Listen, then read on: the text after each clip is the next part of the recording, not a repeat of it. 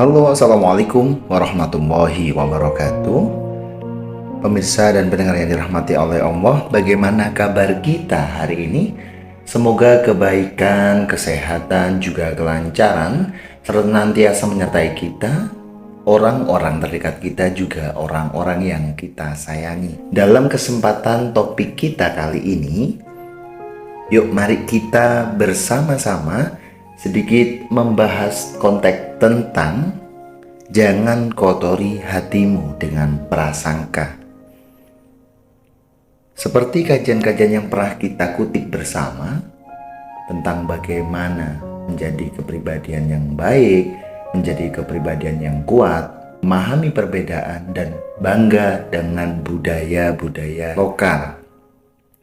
Kesempatan kali ini kita akan bersama-sama membahas tentang jangan kotori hatimu dengan sebuah prasangka. Nah, prasangka di sini yang perlu kita ketahui ada dua macam, yakni prasangka negatif dan prasangka positif.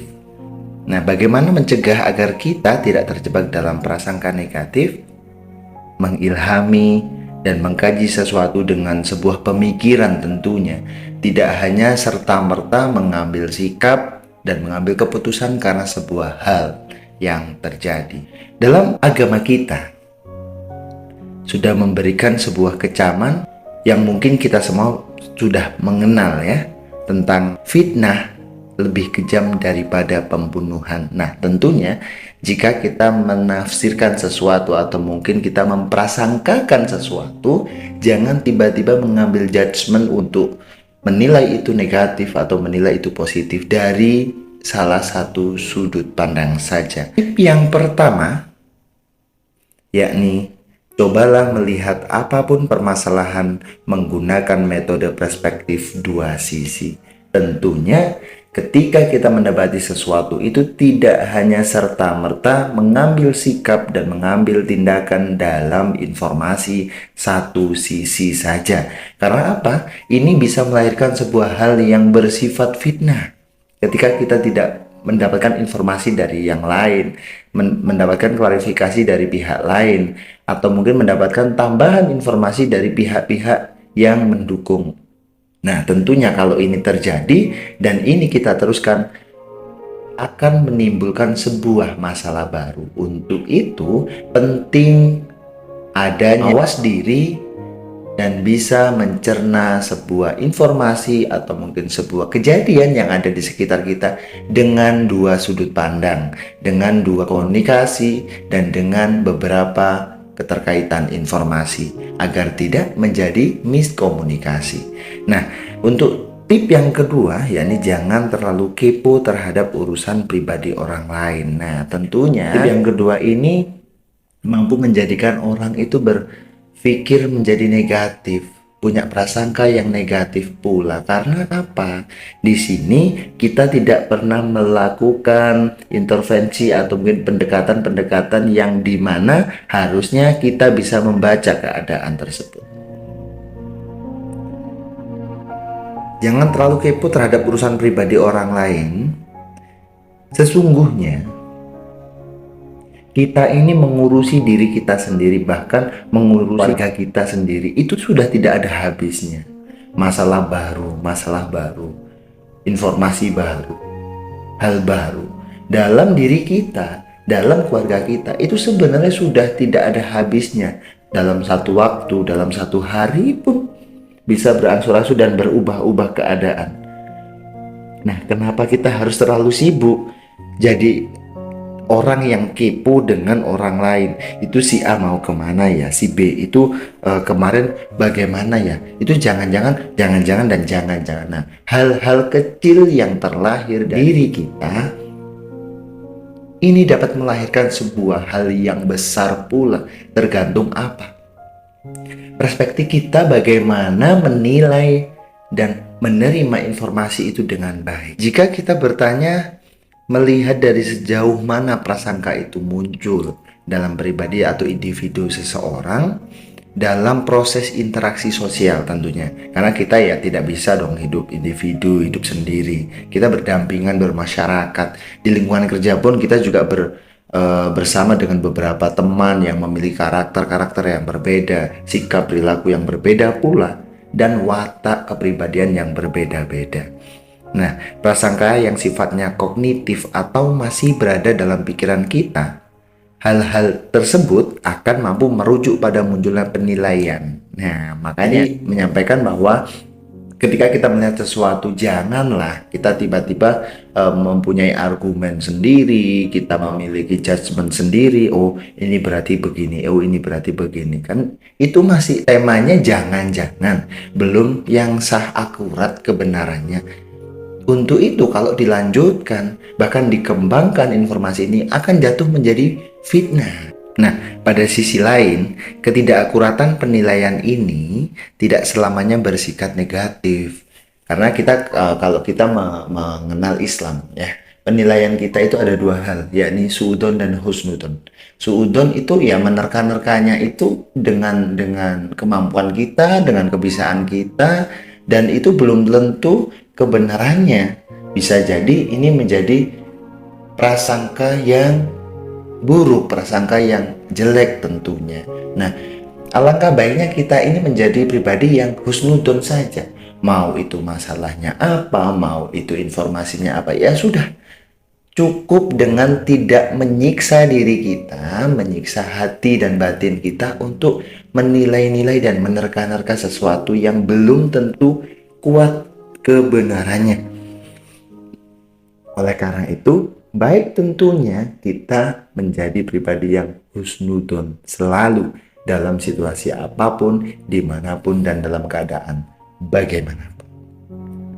Nah, untuk tip yang ketiga, yakni jangan terbiasa menilai orang dari luarnya saja. Nah, ini nih yang banyak terjadi dan marak di lingkungan sekitar kita. Kalau mungkin penilaiannya itu baik, oke lah, nggak jadi masalah. Nah, kita belum mengenal orangnya, kita belum tahu seluk-beluk orangnya, sudah menjudge orang. Oh, itu loh orangnya ABCDEFGHIJ. Nah, padahal belum tentu orang yang kita bicarakan itu jauh lebih baik daripada diri kita. Itu sebuah PR yang sangat berat menurut saya, menurut pribadi saya, juga mungkin dalam sudut pandang panjenengan semuanya. Belum tentu orang yang kita bicarakan, orang yang kita jadi bahan gibahan, jadi olo-oloan, itu orangnya lebih buruk dari kita. Siapa tahu kalau orangnya itu lebih baik dari kita, agamanya lebih baik dari kita, sikap perilakunya lebih baik dari kita, amal-amalan solihnya jauh lebih banyak daripada kita. Untuk itu, jadilah yang baik dalam menginformasikan sebuah informasi, menyampaikan sebuah pendapat, juga berargumen, dan cukup untuk kita saja. Tidak perlu sebuah argumen kita, penilaian kita sampaikan ke orang-orang yang mungkin penilaiannya atau mungkin penerimaannya tidak sama dengan kita. Nah, untuk tip yang keempat, kurangi kebiasaan membicarakan orang lain. Konsep pertemuannya berbalut ngopi bareng, ngolah pikiran gitu kan ya. Ada temennya berdua, bertiga, berempat. Nah, kalau topiknya sudah masuk ke ranahnya si A, tiba-tiba dibumbuin sama si B, ketambahan lagi sama si C, jadi lebih sedap dan lebih panas.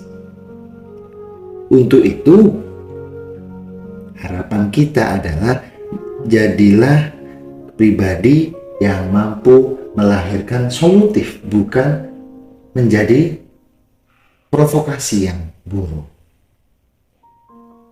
Kalau kita membicarakannya itu hal baik, itu masih maklum lah ya. Tapi kalau kita sudah membicarakannya hal ini hal buruk, dan keburukan itu belum tentu kebenarannya, dibicarakan semakin panjang, dibumbuin lagi, sudah semakin tidak karu-karuan tentunya. Sibuklah membahas diri kita. Bukan berarti kita dalam suatu forum kita selalu cerita ini aku ABCDE tentang aku, bukan. Terlalu sibuk dan terlalu cukup lah kita mengurusi diri kita sendiri yang sudah tidak ada habisnya ini. Permasalahan semakin hari semakin waktu itu semakin bertambah dan semakin banyak. Baik pribadi kita, baik keluarga kita dan orang-orangnya kita saja dulu. Mengurusi masalah itu sudah tidak ada habisnya. Apalagi kita harus sibuk mengurusi masalah orang lain. Sudahlah. Hal-hal sederhana ini yang kita lakukan, yang kita lahirkan, tentu akan melahirkan sebuah prasangka yang positif pula dan menjadikan diri kita lebih positif, juga mampu menularkan lingkungan-lingkungan sekitar kita menjadi positif pula. Nah, untuk tip yang terakhir yakni fokuslah pada dirimu sendiri. Nah, yang tadi telah kita sampaikan tentang permasalahan orang lain, sudah. Kunci yang terakhir ini adalah sibuk-sibuklah Anda mengurusi diri Anda. Bukan kita larang untuk mengurusi orang lain ya. Kalau Anda bisa dan mampu, mungkin kalau misalnya kita nih mampu ngurusin orang, baik itu ngurusin secara pendidikannya, kehidupannya, masa depannya, monggo. Tapi kalau hanya sibuk ngurusin orang lain terkait masalahnya saja, lebih baik jangan. Kenapa? Masalah kita belum habis. Kenapa terlalu sibuk ngurusin masalah orang lain? Tentunya jadilah pribadi yang husnudon. Kenapa kita harus sibuk dengan diri kita sendiri? Terkadang kita itu belum tentu benar, Bapak Ibu. Kita sendiri itu menyelesaikan masalahnya kita itu belum tentu baik. Ketika kita terlalu banyak memikirkan masalah-masalah orang lain, tentu kita akan mengabaikan masalah kita. Kan banyak nih sekarang orang-orang yang sedang sibuk mengurusi orang lain sampai dirinya sendiri itu tidak terurus, itu banyak. Untuk itulah sekarang mulailah. Ketika kita mampu menjadi dua bagian, ngurus diri sendiri dan ngurus orang lain, monggo. Tapi ketika kita belum mampu untuk itu, fokuslah pada dirimu sendiri, selesaikan masalahmu dengan masalahmu sendiri, dengan caramu sendiri, dan ketika kita sudah terlepas dari sebuah permasalahan itu, barulah kita mungkin bisa menerima atau mungkin welcome dengan masalahnya orang, dengan mungkin sedikit membantu sumbangsi pendapat, saran, kritikan, masukan, tapi tidak untuk menyakiti. Kan banyak nih orang yang sedang memberikan pendapatnya, orang ngasih saran dan kritikan kepada orang lain, tapi dengan cara yang kurang baik. Nah, untuk itu marilah kita belajar perlahan tapi pasti, insya Allah semakin hari semakin baik ketika kita dalam pemikiran yang husnudon selalu, insya Allah akan menjadikan pribadi yang lebih baik pula. Mungkin ini yang bisa kami sampaikan, kita sharingkan bersama. Ada kurang lebihnya kami mohon maaf yang sebesar-besarnya. Kami pamit undur diri, wabillahi taufiq wal hidayah, wabillahi wal inayah. Wassalamualaikum warahmatullahi wabarakatuh.